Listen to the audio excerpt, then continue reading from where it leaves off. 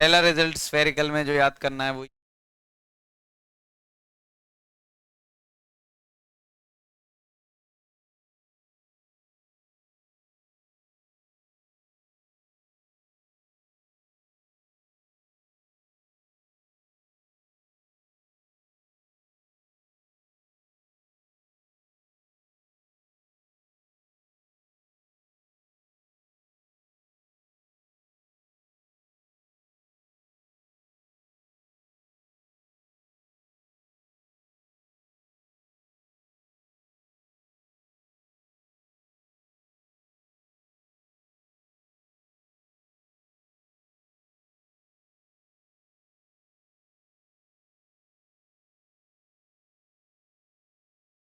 थोड़ा शांति से समझना इस टॉपिक को। स्फेरिकल कैप बहुत परेशान करता है, तो ध्यान से। पहले मैंने क्या किया, अगर बाहर वाले को अर्थिंग की, मेरा रिजल्ट कैसा आया। ओवरऑल मुझे तो रिजल्ट याद रखना है, ए बी अपॉन कुछ पॉइंट्स भी याद रखने हैं, जैसे कि इलेक्ट्रिक फील्ड होगा तभी तो कैपेसिटेंस आएगा। दो प्लेट के बीच में इलेक्ट्रिक फील्ड।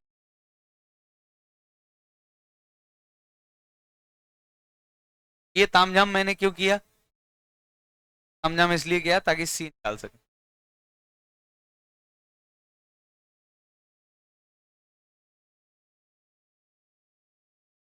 अब इसका सी आ गया ना, सारे काम आसान हो गए, सारे काम आसान हो गए।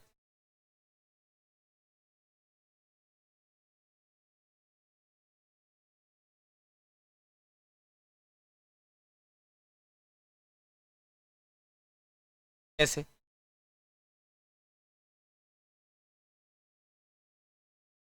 हटा दूं ये सब?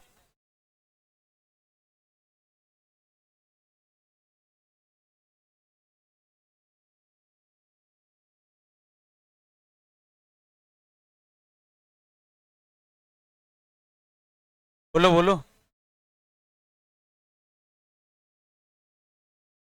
कोई दिक्कत लग रही? क्या डाउट आ रहा है?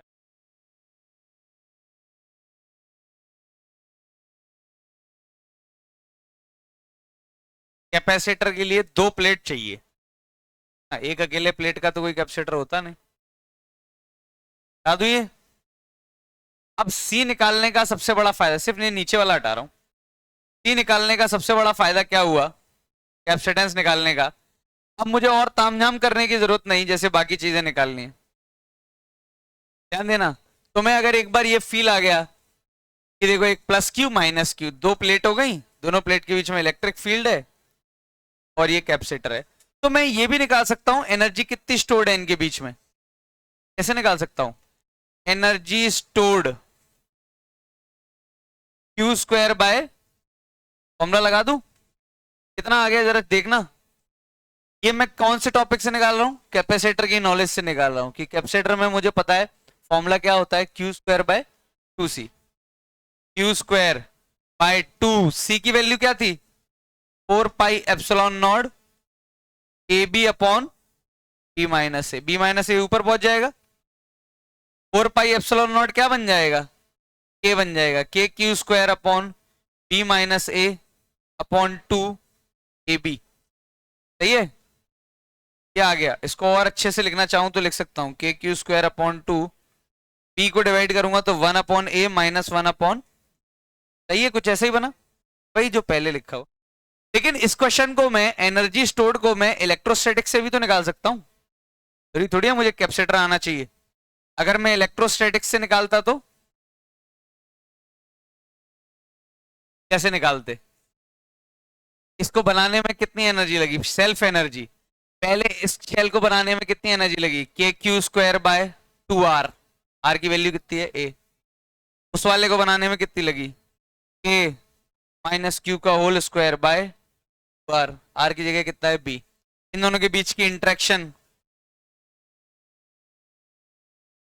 चला, के Q1 Q2 डिवाइड बाय उनके बीच की डिस्टेंस।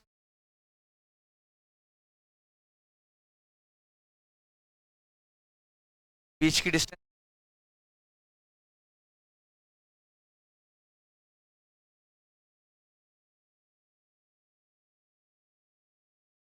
तो है, बड़ी वाली रेडियस लेते हैं, ये डिस्टेंस नहीं लेते, क्या लेते हैं, बड़ी वाली रेडियस लेते हैं, छोटी वाली थोड़ी लेते हैं, डिस्टेंस से क्यों बड़ी वाली रेडियस लेते हैं।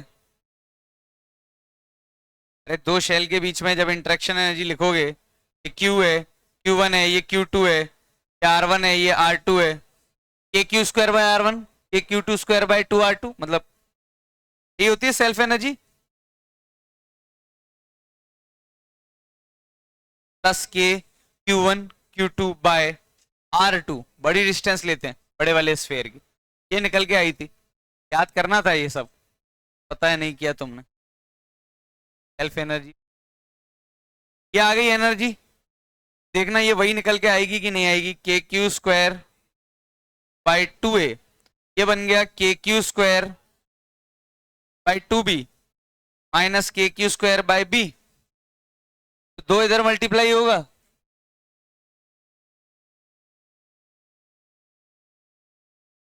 क्या वही आ गई 1/a। चाहे इलेक्ट्रोस्टैटिक से निकाल लो एनर्जी, चाहे कैपेसिटर से निकाल लो, कोई दिक्कत नहीं। अच्छा दोनों सरफेस के बीच में पोटेंशियल डिफरेंस निकालना होता तो ये तो मैं इलेक्ट्रोस्टैटिक से भी निकाल सकता हूं, यहां का पोटेंशियल निकाल लूं, फिर यहां का निकाल लूं और डिफरेंस कर दूं, और मैं ऐसे भी निकाल सकता हूं Q बाय सी करके,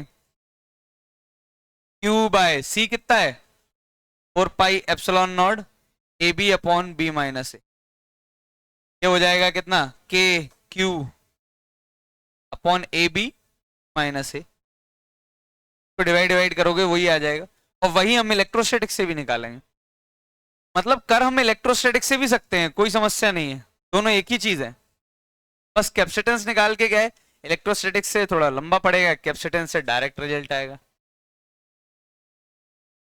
अरे ये सब नहीं पूछते वो तो सीधे कैपेसिटेंस के ही क्वेश्चन पूछते हैं, कैपेसिटेंस कितना।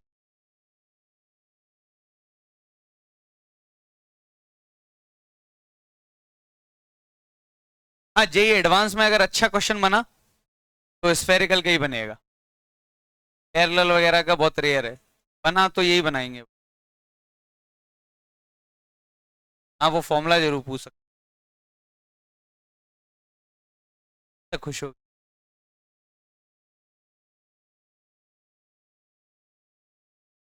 बता दूं। अच्छा अब ये बता दो लो, पहला पहला हो गया कवर, जब दो शेल दी हुई है, अब मैंने तुम्हें बस एक शेल दे दी, पे चार्ज दे दिया Q, इसका रेडियस दे दिया जैसे R, फाइंड C, बताओ कितना आएगा इसका। हाँ दो शेल दिए, एक ही शेल दे दी, अब तुम्हारे दिमाग में सवाल आएगा, एक प्लेट तो दिख रही है ये रही प्लस Q वाली, दूसरी कहां होगी, मैं क्या कह रहा हूं, एक प्लेट तो ये रही, इलेक्ट्रिक फील्ड भी है देखो,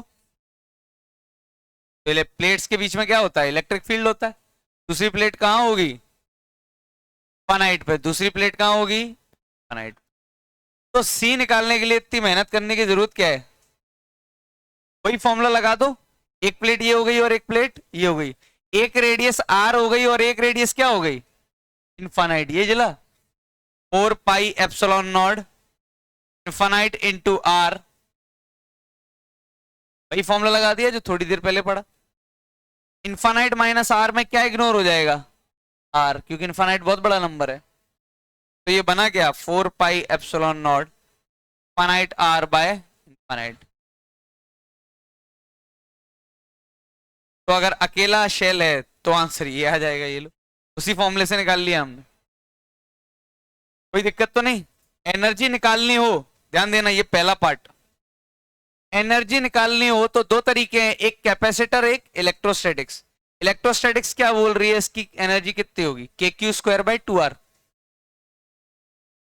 इलेक्ट्रोस्टैटिक्स क्या बोल रही है इसकी सेल्फ एनर्जी, इंटरेक्शन तो है नहीं, इंटरेक्शन तो दो चीजों में होता है, अकेले की तो बस सेल्फ होती है, के क्यू स्क्वायर बाई 2r आना चाहिए, लेकिन हम निकालते हैं एनर्जी कैपेसिटर से, कैपेसिटर क्या बोलता है क्यू स्क्वायर बाय 2, सी कितना है भी निकाला, ये K बन गया, क्या वही आया? तो ये निकाला किससे हमने? कैपेसिटर से, लेकिन आया वही रिजल्ट जो इलेक्ट्रोस्टैटिक से आता। किसी से भी निकाल लो, एक ही बात है। पहला दूसरा एनर्जी। पोटेंशियल डिफरेंस निकालना हो तो पोटेंशियल डिफरेंस तीसरी चीज निकाल देते हैं, Q बाय सी। Q कितना है? Q तो दिया ही है। C कितना है? ये K बन गया, KQ बाय आर। और खुद बताओ इसका पोटेंशियल कितना होगा? KQ by R. इसका कितना होगा इन्फिनिट वाले का? जीरो। डिफरेंस कितना आ गया? KQ। निकाल सकते हैं उसको, सारी चीजें लगा सकते हैं जो हमें यूज कर।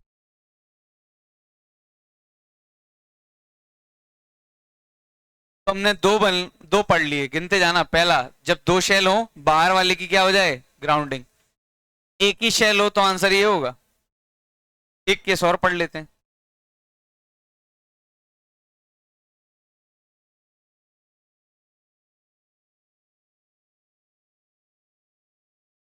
ध्यान रखना, सी सी सी इसका 4 पाई एप्सिलॉन नॉट आर याद रखना है, और उसका कितना होता है दोनों का याद रखना है। कैपेसिटेंस रटा होना चाहिए।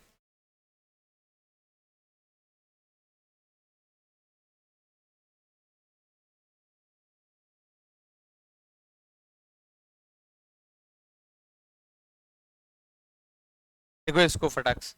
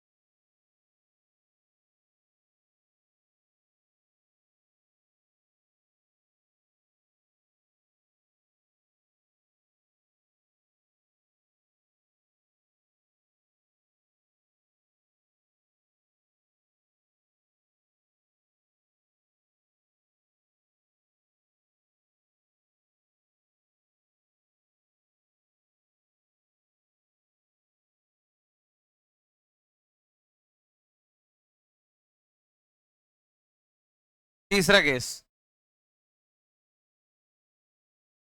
If inner shell is अर्थड।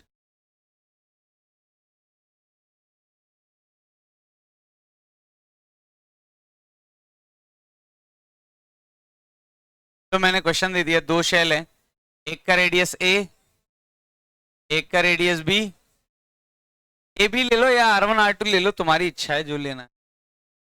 R1 R2 ले लें, ए ले लें। बाहर वाले पे चार्ज क्यू है, अंदर वाला न्यूट्रल है, और मैंने अंदर वाला क्या कर दिया? ग्राउंड कर दिया। बताओ सी इक्विवेलेंट कितना होगा? अंदर वाला न्यूट्रल है ना, जीरो बना रहा हूं मतलब जीरो। पहले तो ये बता दो क्यू फ्लो होगा कुछ, काउंट करेंगे तो क्यू फ्लो होगा। तो डायग्राम कैसा बनेगा? अंदर वाले पे माइनस क्यू आ गया। ठीक। अब अंदर वाले का क्यू निकालने के लिए क्या करेंगे? पोटेंशियल जीरो करेंगे। करो जरा, पोटेंशियल जीरो कितना आया? पोटेंशियल जीरो करो अंदर वाले का।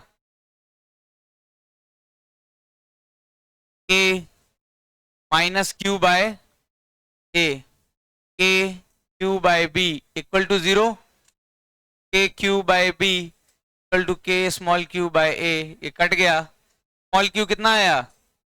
Q into A by B, मतलब A by B times Q है, मतलब चार्ज डिस्ट्रीब्यूशन फाइनली क्या हो गया, minus Q A by B. कोई दिक्कत तो नहीं? अगर यहां minus Q A by B है तो यहां plus Q A by B हो जाएगा।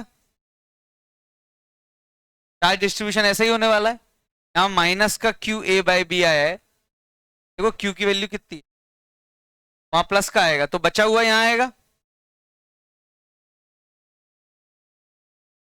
समझ में आया? दो जगह आएंगे इलेक्ट्रिक फील्ड, देखो एक ही है, नेगेटिव की तरफ, और यहां क्या है,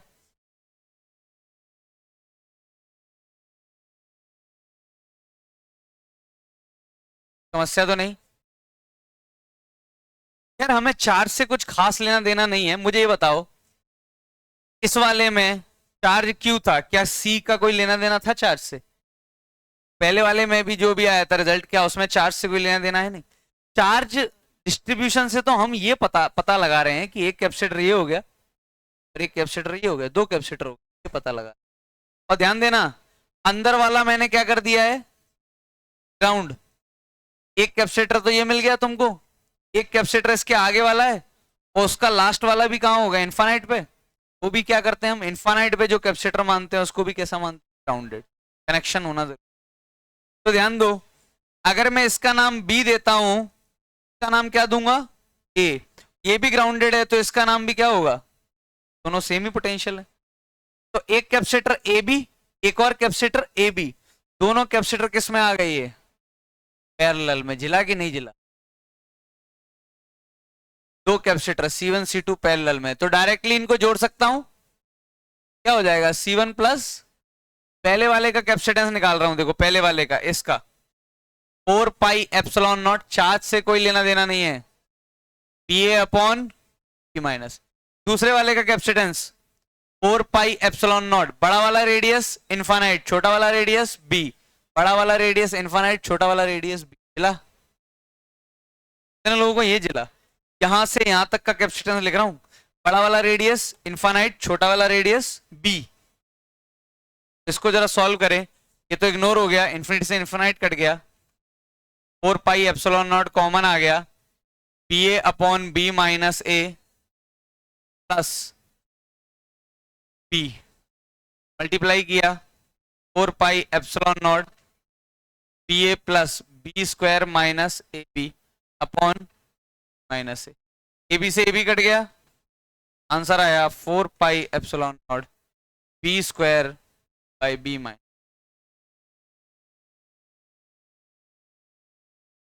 ये लो रिजल्ट आ गया। तो तीन चीजें याद करनी है कैपेसिटर में, स्फेरिकल में। ध्यान देना, फिर से बोल रहा हूं, एडवांस के लिए इंपॉर्टेंट टॉपिक है ये, मेंस वेंस के लिए नहीं है। ये समझना आसान नहीं है, पता नहीं कैसे समझ में आ रहा है तुमको, नहीं आ रहा होगा भाई, थोड़ा थोड़ा आ रहा होगा, पता नहीं आ रहा है। ठीक है, आ रहा है और अच्छी बात है, मुझे क्या, इसलिए मैं बोल रहा हूँ जिसको नहीं आ रहा वो तीन रिजल्ट याद रखो। पहला, अगर एक ही है तो आंसर क्या आएगा, 4 पाई एप्सिलॉन नॉट आर। दो हैं तो आंसर आएगा 4 पाई एप्सिलॉन नॉट, एक रेडियस बी एक रेडियस ए, तो आंसर आएगा B A upon B minus ए। तीसरा, अगर अंदर वाला अर्थ कर दिया तो आंसर क्या आएगा, ये। तो मैं और किसी चीज से लेना देना नहीं है, अगर ये समझ में आया तो काफी।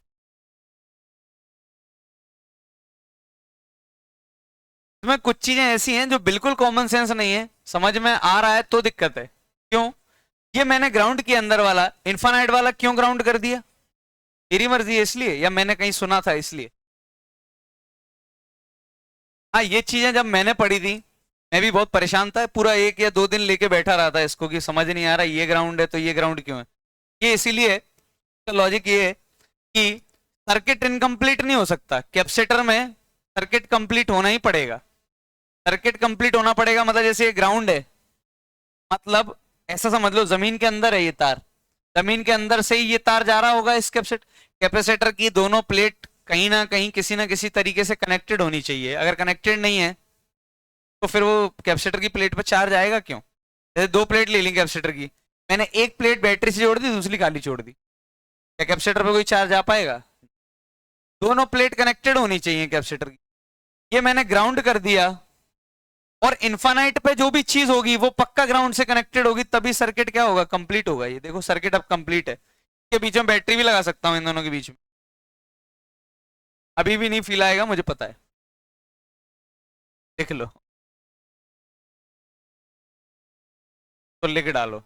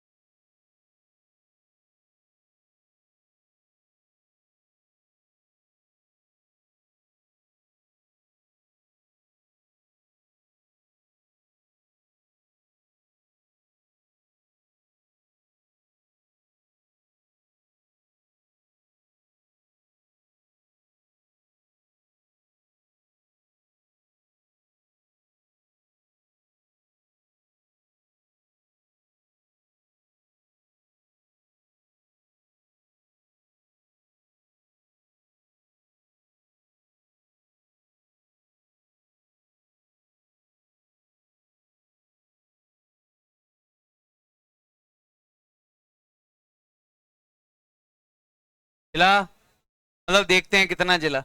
कोई बात नहीं, स्फेरिकल कैपेसिटर के अगर 3 फॉर्मूले भी याद रह जाएं एंड तक तो भी बहुत बड़ी बात है। नहीं रहेगा याद, मुझे पता है। इससे पहले वाला फिर भी याद हो जाए, सबसे पहले ये याद हो जाएगा, इसमें एक ही रेडियस है। फिर दूसरा वाला हो सकता है, ये तो याद रहना थोड़ा मुश्किल है, बी अपॉन बी। नहीं रहेगा तो निकालोगे वहां।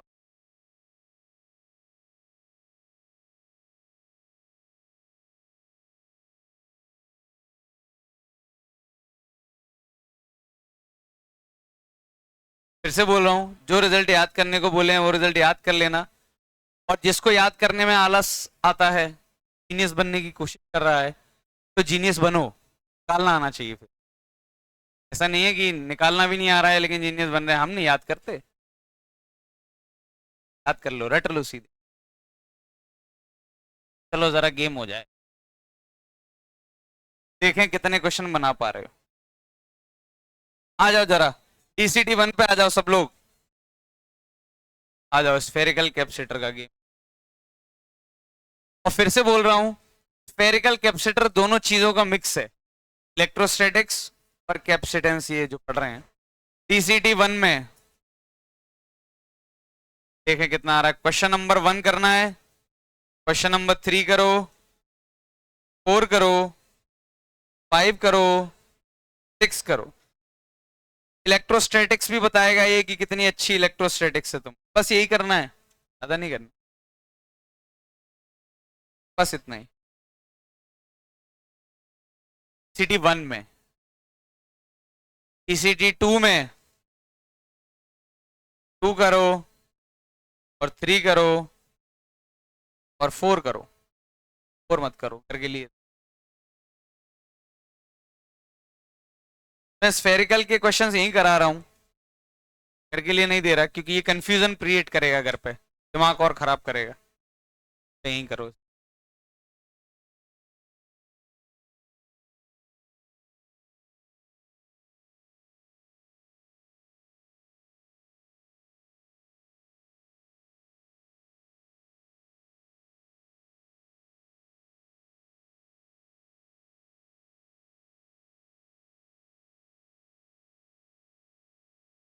हमारी मॉड्यूल है।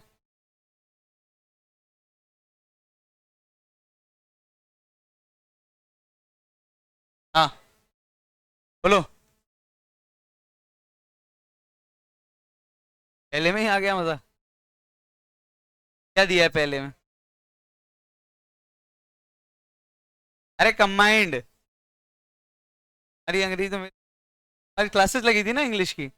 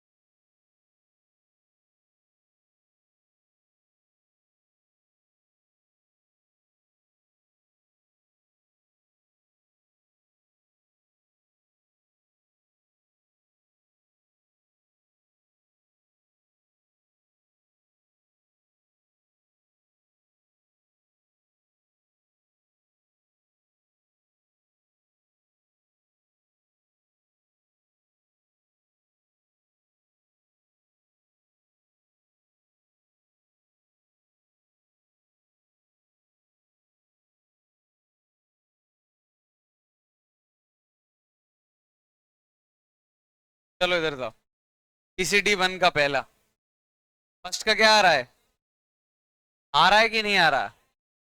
आ रहा हूं, ध्यान दो।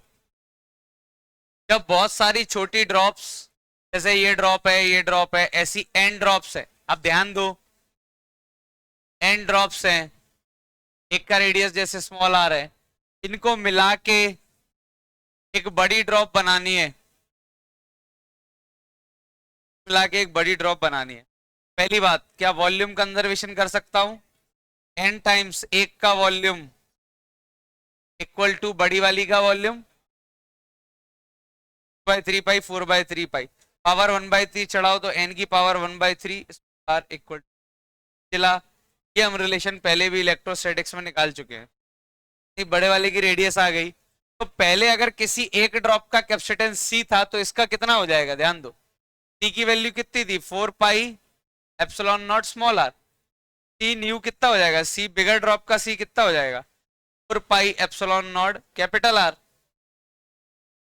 कैपिटल आर की वैल्यू क्या है? एन की पावर 1/3 इंटू स्मॉल आर। इस चीज की वैल्यू क्या है? सी न्यू कितना हो जाएगा? एन नहीं आएगा फर्स्ट का, मिला पक्का, रेडियस चेंज हो जाएगा, कितना हो जाएगा? कॉमन सेंस है, बहुत बड़ा लॉजिक नहीं है। एक का आंसर कितना था? 4 pi epsilon not small R. बड़े वाले का कितना हो जाएगा? 4 पाई एप्सिलॉन नॉट बड़ा आर। बड़े आर की वैल्यू छाप दो। क्या फर्स्ट का? फिर कौन सा दिया था? थर्ड। क्या आ रहा है थर्ड का? देख लेते हैं third. Concentric spherical conducting shell, एक का रेडियस कितना है? आर, और एक का रेडियस कितना है? आर। एक पे चार्ज कितना है? क्यू। एक पे कितना है? 2Q। तो देखो क्या बोला है, change in the electric potential of the outer shell. किसका पोटेंशियल? अंग्रेजी समझो। आउटर शेल के पोटेंशियल में कितना चेंज आएगा जब इन दोनों को मैं किससे कनेक्ट कर दूंगा? वायर से। अभी पोटेंशियल कितना है आउटर का? Potential of outer initially, initially मतलब अभी, निकाल सकता हूं बाहर वाले का, के स्मॉल के क्यू बाय बार, के 2Q बाय, हो गया ये 3KQ बाय, ये अभी इधर ध्यान दो तो ही काम बनेगा। अभी सही है। जब मैंने इसको वायर से कनेक्ट कर दिया, ये क्वेश्चंस मैं करा चुका हूं, वायर से कनेक्ट करूंगा तो Q चार्ज फ्लो हो जाएगा, यहाँ Q माइनस Q यहाँ, और दोनों का पोटेंशियल क्या हो जाएगा? सेम हो जाएगा। जब इससे Q चार्ज फ्लो कर जाएगा, दोनों का फाइनली पोटेंशियल क्या हो जाएगा? इसका पोटेंशियल लिखो जरा,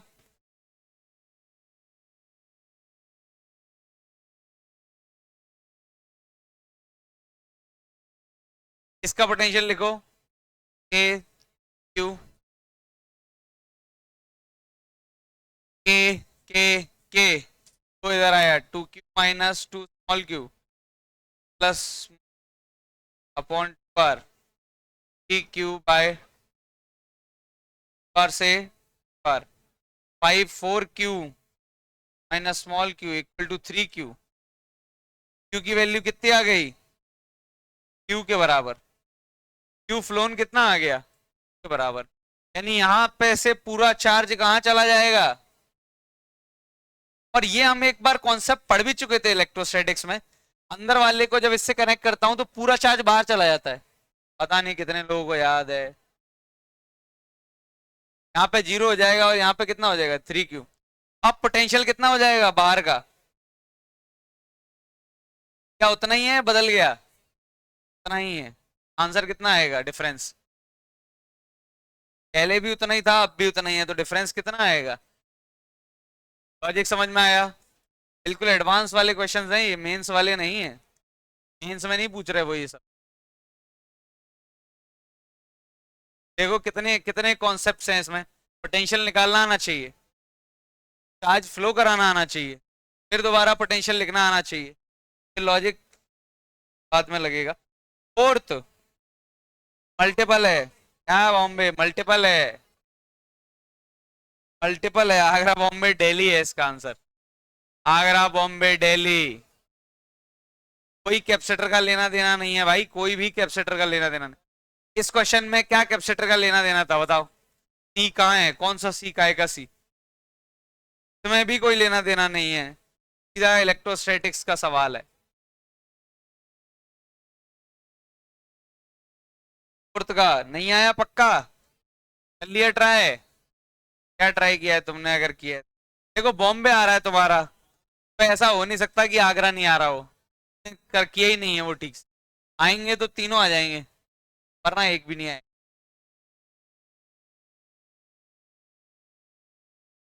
कर लो फिर से अच्छे से ट्राई।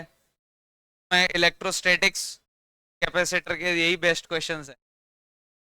करो अभी ट्राई दोबारा।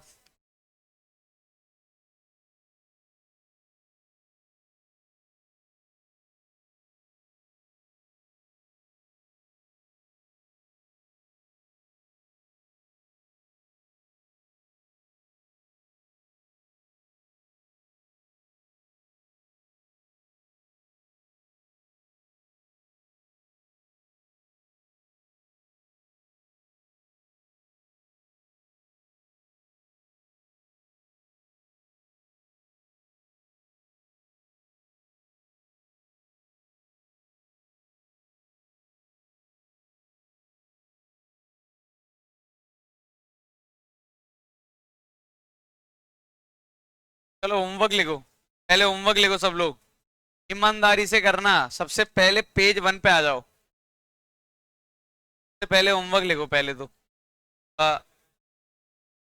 सही से लिखना, पेज नंबर 1 कंप्लीट रीड मारना है। पढ़ना है, समझ में आए ना आए लाइन कोई दिक्कत नहीं है, अंडरलाइन कर लेना जो ना समझ में आए, लेकिन पढ़ना जरूर है। पेज नंबर 1 पढ़ना है, पेज नंबर 2 पढ़ना है कंप्लीट, पेज नंबर 3 पढ़ना है डाइलेक्ट्रिक से पहले, डाइलेक्ट्रिक से पहले का। पेज नंबर 3 पढ़ना है डाइलेक्ट्रिक से पहले का, डाइलेक्ट्रिक नहीं पढ़ना है। फिर आ जाओ इलस्ट्रेशन। इलस्ट्रेशन 1 और 2 तो करने ही है, 1 करना है 2 करना है, ध्यान देना लंबा काम है आज का। इलस्ट्रेशन 3 करना है, इलस्ट्रेशन 4 करना है। 4 के बाद सीधे जो बोल रहा हूं बस उतना ही करना है, सीधे डीसीटी 1 पे आना है। 1 दे दिया मैंने, घर पे जाके 2 भी करना है। 3 4 5 6 7 8 नहीं 9 नहीं करना, 11th 12th 13th 14 15 16 17 18 नहीं नहीं 19 नहीं करना, डाइलेक्ट्रिक स्ट्रेंथ 20 स्टार बनाएंगे, 20 करेंगे। आउटर स्फीयर अर्थ की है तो कितना आता है, रट लिया होगा। इनर स्फीयर अर्थ करते हैं तो कितना आता है, अभी पढ़ा है थोड़ी देर। 20 21। क्या मैंने डाइलेक्ट्रिक भरने के बाद सी कितना आता है बताया? नहीं बताया होगा अभी, आओ कॉपी दिखाना जरा, बताया होगा मुझे।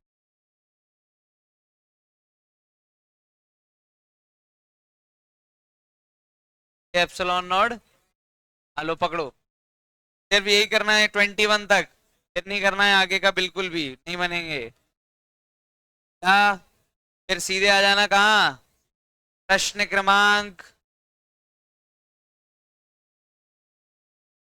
32, क्वेश्चन नंबर 32 33 32 33 शायद ही बनेगा, 33 भी कर लेना। अब आ जाओ सही काम पे, ये तो करना ही करना है। अब आ जाओ page number 11 complete, page number 11 complete एक ही तो है, ये तो मैंने वैसे ही करा दिया।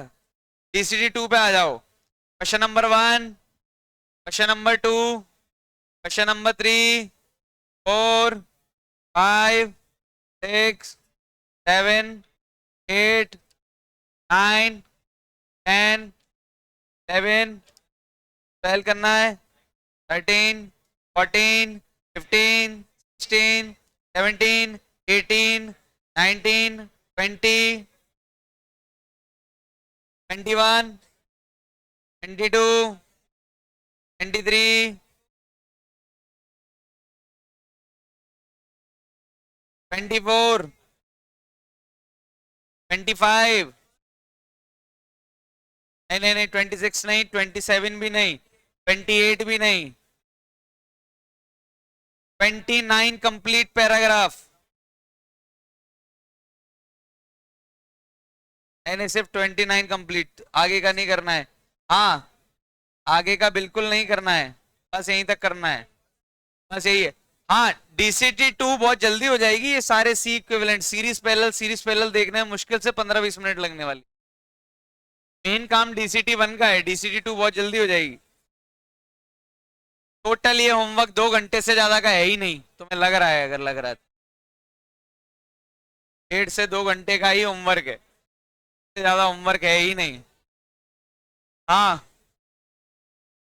होमवर्क समझ में आ गया सबको ईमानदारी से करना टेस्ट कब है परसों है ये टेस्ट ने बोला पे आ गया क्या है एडवांस या मेंस